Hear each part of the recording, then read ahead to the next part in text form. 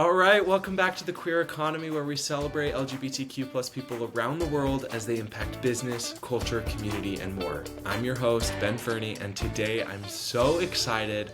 We're joined by Shanna, owner of the Kitchy Cactus, an online store selling retro earrings and accessories. And a lot of her products have made their debut in a lot of different places. So I'm really excited to get into it. That's a little promo, a little foreshadowing of where we're headed. But Shanna, thank you so much for being here. I'm so excited to chat. Thank you for having me. If you had 60 seconds to introduce yourself, what would be your quick introduction? Hey, well, I am Shanna. I am Canadian. I love dogs.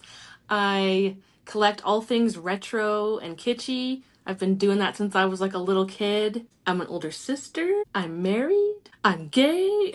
I'm all the things. Yeah, that's pretty much me. You mentioned your childhood Mm-hmm. and your love for retro. Let's just go ahead and start with your childhood. Sure. With all things love for retro, growing up, identity, all the fun things. I think that will Okay. lead us really well into the conversation. Okay, sure. I grew up in Saskatoon, Saskatchewan, and we moved around a few times because of my dad's work, and then we ended up back in Saskatoon when I started high school. So that's always been home for me. I don't know exactly where I got the retro bug from, but being a collector is in my family line. Okay. My grandma, my mom, they were all collectors in their own way. Like, we like stuff. We're maximalists, if you will. Like in the 90s, my mom had a panda bear collection. Before my brother was born, it was a whole room of just panda stuff. So yeah. And yeah, just like both my parents were very like sentimental people, nostalgia, like so music and oldies and retro, it's just like all connected for me. So that's how I grew up loving all that kind of stuff. Like I always know old songs that people my age don't know and all that kind of fun stuff. Oh my gosh, that's so fun. And you can see it in your branding. Well, Like good, thank when you. you look at your shop, when you look at your page, the branding is so good. It's so on point. From That like is so just nice a to hear. general branding perspective, I'm obsessed with branding and the way that brands do stuff. So looking at your store, looking at your products, looking at everything, it just is so cohesive. And that And is so nice to hear because I just do it all myself and it's hard to objectively look at your right, own stuff sometimes. So thank you for no, that. it's very good. It looks Thank so you. Okay, so tell me more about how your childhood led you to where you are today and also led you to this business. When I got out of high school, I moved in with a person and we were together for 7 years. And it was a very toxic relationship. While I was in it, I didn't really know because I was so used to it. But they had some substance abuse problems and they were very mean to me, for lack of a better explanation. But I still stayed for years. One day, I think this was, I'm trying to pretend like I don't remember. I think I know exactly what year it was, but I was like 22. I found out that they had been cheating on me for a year. So all that drama ensued, and I had to move out from the place we were living together and live by myself. So that happened, and that whole year of like 2013 was the worst. Like, I was devastated. Even though I said like it was a terrible relationship, I at the time thought it was the end of the world. Like, I was just prepared to be with this person forever. That was just how it was, right? So yeah, it was terrible. I was like always trying to contact them still, and I just couldn't break free, if you will. Mhm.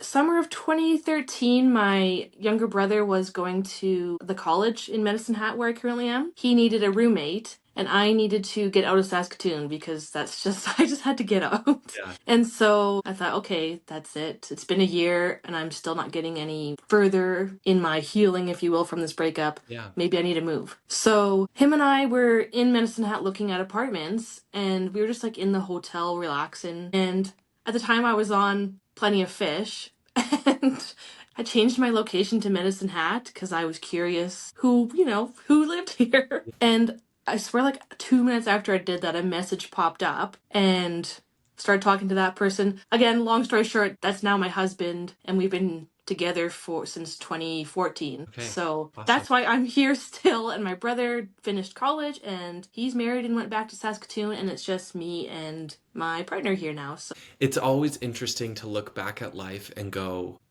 yeah, in that moment, I didn't realize either how bad it was or how good it was. But it's also refreshing when we're in the present today to be able to go, okay, but look how far I've come. look Oh where I'm God, yeah. Like it's crazy how far I have come, like how bad things were and how good they are now. And that's what gave me so much clarity was being with someone who treated me so kind and being like, whoa, like I can't believe I put up with all of that when I could have this at. now. So that's one thing that I'm kind of passionate about because I would never judge someone for staying in a relationship. You know, from the outside you think, well, that could never be me. I would never put up with that. But when you're in it, it's Mhm. a totally different thing. And from the outside, it's so easy to go, just move on, or just leave, Yeah. or just, Yeah. insert recommendation here. Yeah. But for you in that experience, it was still very real, and you Oh, cared for yeah. this person, and it was complicated, and there's the ups and the downs. Yeah. So, one quick pause on where we're at in this conversation. Looking back on where you were at that time, if you could give yourself, send a little post-it note to yourself when you were in the middle of that situation, what would you write on this post-it note? Gosh. I actually think about that sometimes because I sympathize with that version of myself so much, or Yeah. I don't know what that's quite the right word, but I wish I could have like floated down while I was like in my bedroom crying and been like, girl, it's gonna be okay. I just would tell myself that things are gonna get so much better. You will not even believe it. Like, it would be nice to say, like, hey, you should have left sooner and this and that, but that's not realistic, I guess. And Right. of course, I wish I did, but I didn't. And that's life got me to where it is now. So, Yeah. you know. And it was hard, but we can recognize there was some learning and healing that I'm Hmm. sure made you into who you are now. Exactly. Yep. So that's how you've ended up physically and geographically here. Now, let's walk through your business. Okay. When did the ideas start? Obviously, this retro and collecting feel has been part of your life for a long time, but what led you to this needs to be a business and this is what it looks like and this is my branding and all of that? I'd love to just hear more. From like basically high school, I worked retail kind of jobs, like a lot of customer service. I think it was 2018. I started working at a place where I was a receptionist, and I absolutely hated it. I hated it. It was like I would just sit there and stare out the window and be daydreaming of being anywhere else. I had plans to quit actually, and I actually thought I was going to quit and start selling vintage goods full time because I was doing that part time while I was working just as like a fun side thing. And I was actually getting pretty busy doing that. So I would go out and like source cute things and then sell them just through Instagram. That was my plan. I had that in my mind. And then 2020 happened and things were starting to look a little hairy. And I was like, maybe I should stay at this job. And then April came and then I got laid off. It sounds crazy to say this, but in a way I was like, ooh, I didn't have to quit. And I was like, yes, I'm gonna sell this stuff full time now. It's, the time to do it. But it turned out that doing that full time was really stressful. When it was a hobby just before, I didn't have to like rely on it for an income. And then also just with it being, the sea thing, it was harder to get out and about. You couldn't just like go road tripping and go antiquing, and it just all got really complicated. I remember sitting downstairs one day like I had like a cute little space with all my inventory set up, and I got really emotional. I was like, I don't want to do this anymore. But that was a hard realization because all of this was leading up to thinking that's what I wanted to do. And Yeah. then I just didn't want to. So, unfortunately, I don't have like a good memory of why I started making earrings. I'm sure I was just looking online and I was like, I should try that. That's all it really was. I first started with clay, and the first things I made were horribly ugly. And then practiced for a few more months, and then I made an Instagram account and I started. I'm so surprised that I wish I could show you those pieces. Like, people bought them, but now looking back, I'm like, whoa, those are so bad. But people bought them. That's just kind of how it spiraled into, like, I was like, hey, the vintage is no more. And put everything into doing the earrings. The branding, like the idea, like the vision of the Kitchy Cactus came to me when I was listening to Donna Summer. And I was like, okay. And I just was listening to that and I was like writing down just like keywords of like things that I thought would be my brand and the vibe. And then I just tried to put that all together. So all of your products are homemade? You make them yourself? Yes. So I was gonna say there's a lot of little bits and pieces to this story. Yeah. Like, do you want to know why I stopped working with clay and now I'm doing acrylic? Yeah. Okay. More about that. I've shared about this online a few times because it's a slightly shocking visual. So, like I said, I started working with clay for like almost a little over 2 years. I was doing the clay thing and it was going great. But then I noticed that my fingers were starting to get like really itchy and cracked, and I ignored that because I thought, what am I going to do? This is what I'm doing for a living. So I was going to keep going. And they got worse and worse and worse. It almost looked like I had like frostbite on my fingertips. It was horrible. That summer, again, another sitting down at my desk crying moment. I was trying to like push something through something and my finger was like literally bleeding. And I was like, okay, you cannot do this anymore. And then I had to take some time off, started looking into acrylic, and invested a lot of money in a laser cutter. Took a few months to learn how to do that because it's a big learning curve. It's a lot of computer work as opposed to this. Then I came back. I think my goal was to come back like the next January, and then that's where I am now. So along the way, there's been opportunities to pivot and change and grow and healing of your hands physically. Currently, you primarily sell earrings, right? And then some accessories. Working like right now on making more like home good kind of items. Even though lots of people wear earrings, lots of people don't. And trying to take over the world here, so I need some more items for everybody. Yeah, awesome. So tell me more about what inspired the name of your brand, of your business. Oh, sure. That's the one that gets a lot of questions, or like, how do you pronounce kitschy? Yeah. Because to me, that's like a word that's second nature, but it's not to everybody at all. But it's pretty simple. Like I was saying, I collect vintage, and kitsch is kind of its own like subcategory of vintage, if you will. If you think of like a pink yard flamingo, that's kitsch. It's kind of like camp also. Like tacky in a good way. And kitsch is like, you see this guy? It's like little figurines like this, like things that have eyes, like a strawberry with eyes, like kitschy. And then where I am in Medicine Hat, it's kind of a cool little landscape here actually. It's like we're in a little bubble compared to everywhere else, and it's very like deserty. We still get snow in the winter and all that, but it's way warmer here, and there's a lot of natural growing cacti.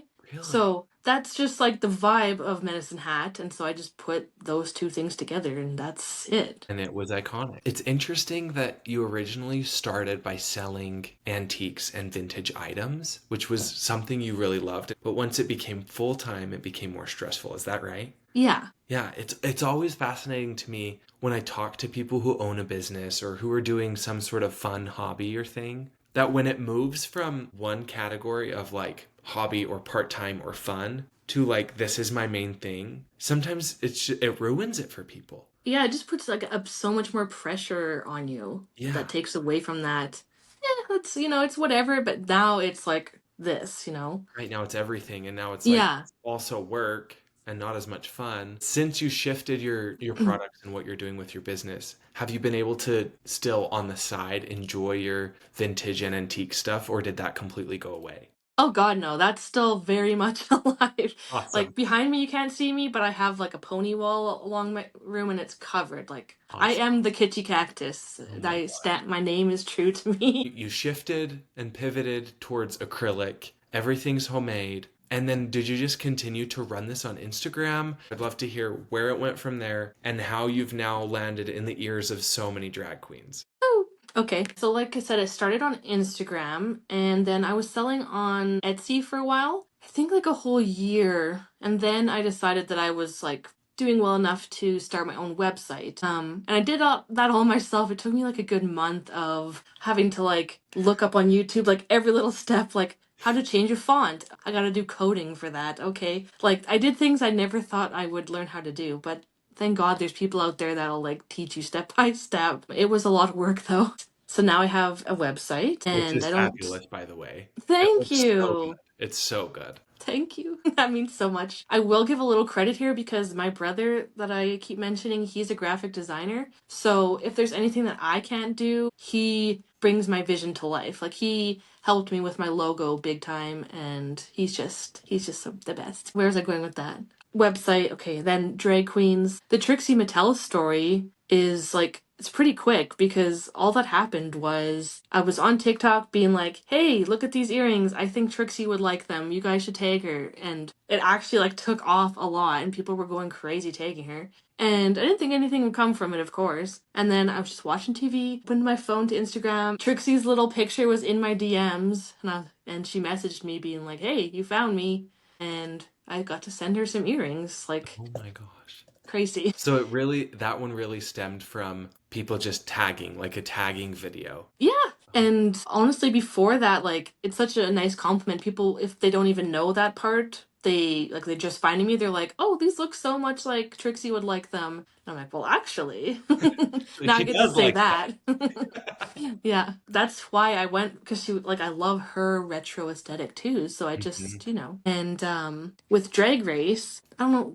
Yeah, that was Marcia Marcia Marcia for season 15. She found me again just through a video, and we were just DMing back and forth, and I was just making like regular earrings for her, and then one day she was like, hey, I have a secret. Can you make a custom for me, because I'm going to be on this certain show? And I had to keep it a secret for like a year. And then it got all announced, and I got to see it on TV, and I cried. I was so happy. So those are my two, like, I just can't even believe they're real kind of things. Like, yeah. Yeah. So then from there, it just has spread with more drag queens finding your earrings, wearing your earrings. Yeah, I guess so. Like, that's who I hope will love my earrings. Like, some of them, like, the average person isn't gonna wear, like, a big, giant flower, but drag queens will. Yeah. Yeah. That's so fun. Did you Yeah. expect it to go where it's gone? Never. Yeah. No. Now look at you. It's crazy. Like, It's so and I awesome. even have still, like, I'm, like, bashful about it. Like, my best friend, she's, like, always telling people, like, if we're out in public, she's like, she made earrings for Trixie Mattel. And I'm like, shh. I'm shy. But she's always hyping me up. I'm like, it is pretty cool, I guess. Yeah. So between that friend, your brother, I'd love to hear more about the support of family and friends along the way as you've built this business and continue to build this business. Sure. So I'm very lucky that I have a great support system, especially in my parents. I couldn't ask for anything better. Like, they don't live here, obviously, but they always check in and be like, how did this go? How did that go? Show me what you're making. And my mom is too camera shy, but I've got my dad in a few videos. And he's like a natural star. I think that was my first viral video, was one with him. Sure Really? enough, he was the star of the video. And I have just a very good support system. My husband has helped me with a lot of the like heavy duty things, like with my laser maintenance. Always supportive. I'm very lucky that way. No Awesome. one's ever been like, you can't, It's only myself that does that. Right. Yeah. Which I think is why it's hard when we do have people who do doubt us. Hmm. And usually they're few and far between. And for some people, it is often. But it almost feels like that reinforces our inner dialogue of, no, you can't. Hmm. So to be surrounded by people who are all not reinforcing that, I think is very powerful and helps you prove yourself wrong. Yeah. And Yeah. heck, even my grandma, she's so cute. Like, I've made some earrings for her, and she'll wear them, and she'll say, oh, sweetheart, I'm so proud of you. Oh, yeah. Yeah, one of the things I saw, I think it was in one of your highlights on Instagram, was a text from your dad about one of your latest collections. Mm, This is probably a few months old, but him just saying how excited he was and how cool it is. yeah. And I was like, this man should be going viral in videos. And he should be telling everyone how to be a supportive parent because it's Right? powerful. Just on the topic of my dad and queerness, if you will, he's come such a long way too. Like, my mom has always been this way. That's the only reason I don't bring her up, is because she's always been amazing, open-minded, accepting person. Yeah. And it's not that my dad hasn't, but he was kind of like old school, always voted conservative, and just because that's what he'd always done. And so over the years, my brother and I have, just educated him, and that's all it's taken, which to me means it's always been there, right? Like, he's always been a kind person. He just didn't know any better. So he'll like send me articles. He's into sports, and somebody had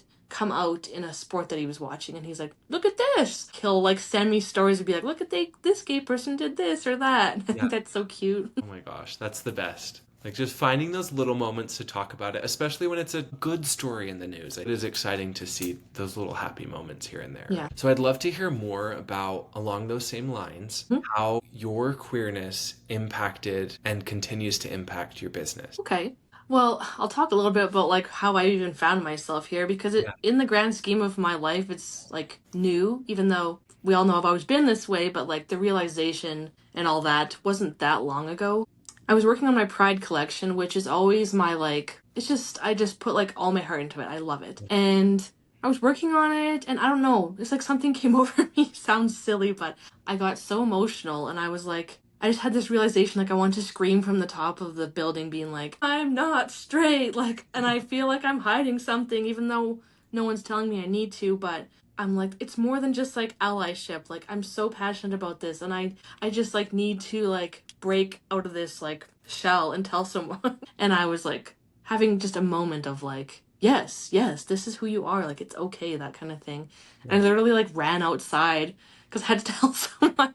And my husband was sitting there just on the deck tanning. And I was so weird about it. I was like, hey, I need to tell you something. And he was like, okay. I was like, so, like, I'm not straight, right?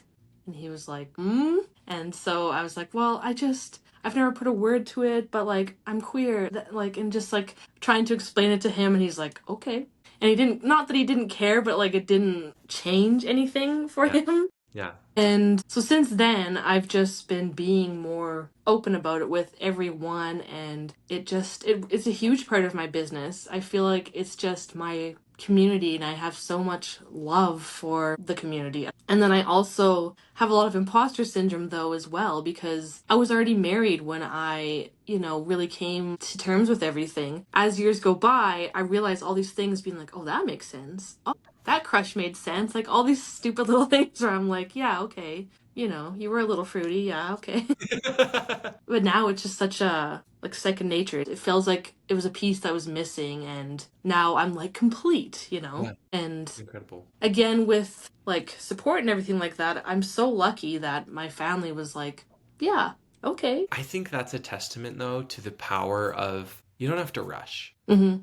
I think there was something with me where like the coming out process, I personally was like, I don't want to have to go on a tour to tell everyone Yeah. that I'm gay. I Yeah. don't like they don't have to do that when they're straight. So why do Mm-hmm. I have to have this whole dramatic thing where I sit people down? Why can't we just keep living and being kind, Yeah. right? Yeah. And I realized that the coming out process is an opportunity for connection. Mm-hmm. As I did have some of those conversations that I was reluctant to have at first, the more I realized, oh, this is like showing them all of me, showing them the full picture, Yeah. and then them having the opportunity to show that they still love me. Yeah. Exactly. That being said, like that is powerful. I still don't love the fact that queer people have to have the sit down conversations of, Yeah. do you still want to love me and be my friend or Yeah. not type of No thing. kidding. Feels like an ultimatum. But I do think that there's an element of everyone's on their own timeline. But it's okay. Take your time. Yeah. Because we all figure it out at different points and it works out. It's our own journey, it's our own timeline, and that's okay. Very true. Yeah. So I see on your Instagram that you donate proceeds of your sales to LGBTQ resources. I'd love to hear a little bit more about what that is and what inspired that. Okay. So I've always done that for my Pride collection. Like that's the only time I would do it in past years. I would either do somewhere more local, like I'd often do Saskatoon being my home city. But since I've been a little more successful this year, I've been able to do it quarterly now. I'll say the organization that I'm working with, I think they're pronounced EGAL. It looks like Eagle, but it's not that.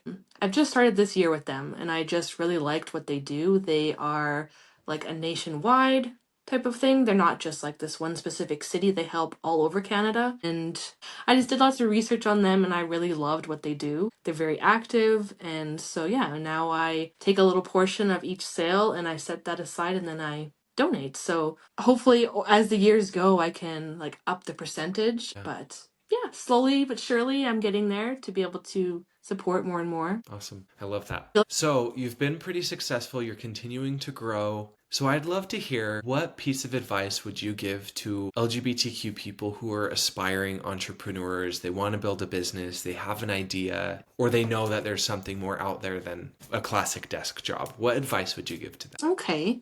Well, this may sound a bit cheesy because it's a phrase that gets thrown around all the time, but being yourself is a huge thing. That's even been a part of my success because for honestly the first couple years in videos and things like that, I would just show my products. I never showed myself. And just one day I was like, well, I like to be on video. I like doing this. Yeah. So why don't I just try? And that's been a huge part of my success because people connect with a real person. They like me, so they want to support me. And a big thing that I struggle with is comparison. So if you are just yourself, then there's really no one else to compete with, right? Like your ideas are your own. That's the best that you can be is yourself. That's so cheesy, but it's true. Like there's no sense in trying to copy someone else because it won't be authentic. So just do what's in your beautiful brain and the right people will find you. It takes time, Yeah. but they're out there. Okay, so to anyone who's listening and watching our episode, Mhm. where can they go to support you? Where can they go to purchase your products? Let's do a little plug of all the places that they need to go follow and support you. Okay. So you can find me, oh my gosh, I'm on all the things like TikTok, YouTube, Instagram, and that's all just at the Kitchy Cactus. Awesome. And then my website is just the same too. It's thekitchycactus.com, and that's where I am. I have on my website some shops that I'm in, and they're just random places like in Canada and the US. So if you happen to live there, you could shop in person. That'd be pretty cool. And that's where I am. Yay. Okay. Are you ready for the way we end every episode with a little lightning round of some fun questions? Sure. Okay, perfect. Okay. So, what is the number one song you're listening to right now? I don't know why. I know exactly what one it comes to mind right away. I can't stop listening to Man Child by Sabrina Carpenter. It's literally a problem. So good. Have you I love watched the it. music video for it? I have, yeah. I could watch that music video for 40 hours a week. There's so many things to notice and unpack. It's so good. Yes. And I really wish I could just for my own self do the little like line dance thing, Yeah. but it's just not quite clicking in my brain yet. Awesome. Okay, what is your favorite dessert? Well, I've been really into ice cream sandwiches lately. So I think that's it. Yeah. Like the ones that are like kind of thicker, like Yeah, I think they're Klondike kind of size. Yeah, I like yeah, those. those are so good. Okay, outside of anything we've discussed, what are some of your other hobbies? That's a hard question because sometimes it feels like this is all I do, but is it a hobby to watch reality TV? Oh, of course it is. Okay, well, I love doing that. I'm a Real Housewives, any of those kind of shows. I love my reality TV. I'm gonna sound boring because all I do is like this, dog stuff, vintage things. That's it. Awesome. Not boring at all. As long as you're happy, it's great. Yeah. Yeah. What's your favorite season of the year? I love fall and winter. I have to put them together because well, not all over Canada, but in the prairies, fall is like a blip. You get like maybe half a month if you're lucky, and then snow comes. So you have to enjoy it while you can. But I hate the heat. I love cold. I love being cold. And I Awesome. love Christmas. I am a Christmas person through and through. Love Christmas. So, Two more questions. If you could have brunch with any celebrity or famous person, who would you have brunch with? oh God. Honestly, I'm just gonna say the first one that came to mind is Dolly Parton. Or, Yeah. oh no, I guess I can only say one, so that's who I'll say. You can say a second. I want to Okay, hear it. this is kind of a random one, but I really love Pamela Anderson. I think she's an angel and I love her story. So her too. Two Okay. blondes. Yeah, We got to get them to wear your earrings. that would be the dream. Dolly, yeah. So, if you're watching this video, Yeah, comment, say Dolly. tag Dolly that she needs to wear these earrings. Yeah. Okay, perfect. So, for the last question, the one we always end with, I'd love to hear if you got on an elevator and there was one other person inside the elevator and it was your younger self. What would you say to this version of your younger self in the very short elevator ride that you have? Well, since we already did like younger adult me, I'll go to like little me because I would tell her that you're going to find yourself and all the things that scare you will make sense and the way you are will make sense. I would just tell her that things will make sense as you get older. You won't change much, but you'll really find out who you are and learn to love yourself for those things. I love that. Just keep going and you'll figure it out, right? Yeah. Perfect. Also, you're autistic. That's what I was trying to get at. And that's okay. Yes. Yeah, and you'll be just fine. I love You it. will. Yeah. Good. Oh, good. Okay. All right. Thank you so much, Shanna. It's been so good to talk with you today. Everyone, be sure that you go follow her. That's it for today's show. Thank you for tuning in. Please like, subscribe, and share with your people. And be sure to follow us on all major social platforms at The Queer Economy. Until next time, be kind, be bold, be you. That's all for now.